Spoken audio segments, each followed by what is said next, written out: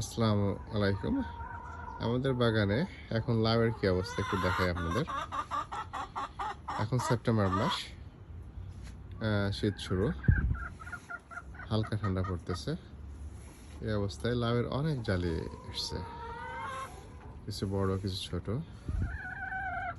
অনেক লাউ। এগুলো হচ্ছে আমাদের দেশি গোল লাউ। প্রত্যেকটা জায়গায় সব লাউ ধরে আছে। লাউ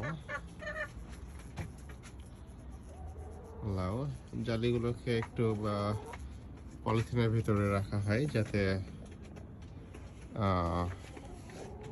পোকা বা মাছি বা বল্লা না বসে। এই কারণে জালিগুলোকে এভাবে রাখা।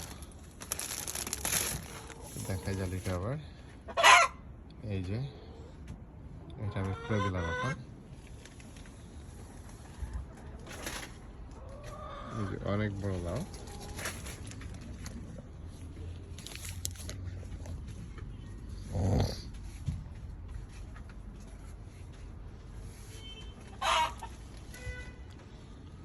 এবারই হয়তোবা শেষ ধরা,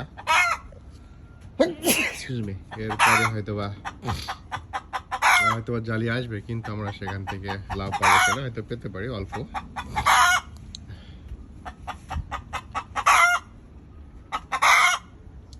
এই যে